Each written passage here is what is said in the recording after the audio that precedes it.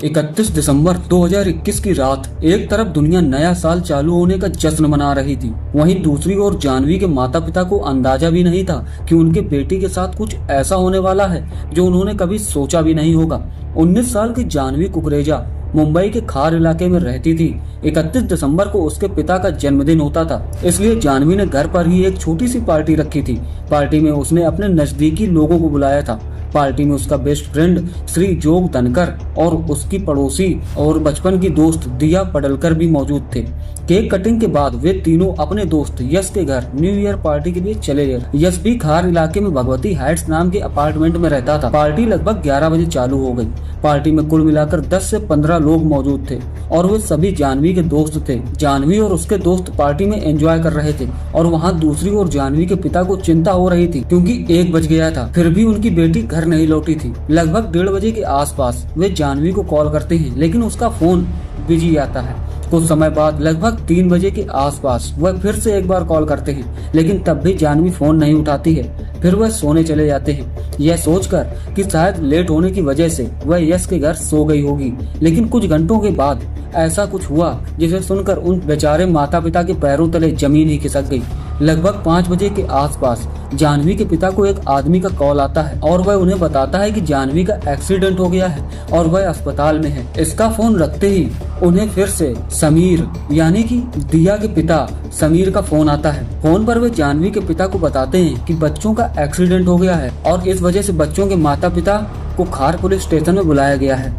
समीर यह भी बताता है कि दिया हिंदुजा अस्पताल में है और जानवी बाबा अस्पताल में। फोन रखने के बाद जानवी के पिता डर जाते हैं क्योंकि अगर बच्चे एक साथ एक ही पार्टी में थे और अगर उनका एक्सीडेंट भी एक साथ हुआ है तो दिया और जानवी अलग अलग अस्पताल में क्यों हैं और पुलिस ने उन्हें पुलिस स्टेशन क्यों बुलाया है। जानवी के पिता भागते भागते पुलिस स्टेशन पहुंच जाते हैं। वहां उन्हें पुलिस द्वारा पता चलता है कि उनकी बेटी जानवी इस दुनिया में नहीं रही।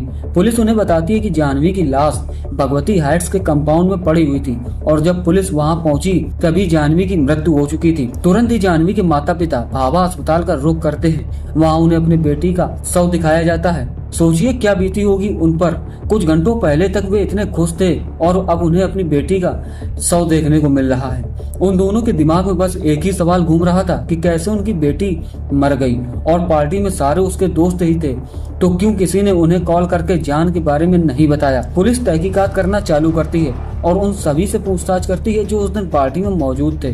पूछताछ के दौरान पुलिस को यह पता चलता है कि पार्टी में सभी लोग एंजॉय कर रहे थे, लेकिन जानवी और वो श्री और दिया सबसे अलग एक कोने में बैठे हुए थे। जानवी कुछ देर के लिए वहां से चली जाती है और जब वह लौटती है तब वह देखती है कि उसके दोस्त श्री धनकर और दिया मेकआउट कर रहे थे। वे देखकर जानवी रोने लगती है और उसके बाद उन तीनों के बीच में झगड़ा चालू हो जाता है। पूछताछ में जानवी के दोस्त ने यह भी बताया कि श्री धनकर जानवी का बॉयफ्रेंड था, लेकिन जानवी की मां ने पुलिस को बताया कि श्री उसका बॉयफ्रेंड नहीं था, उसका बॉयफ्रेंड कोई और था और जल्द ही जानवी अपने मां को उसके बारे में बताने वाली थी।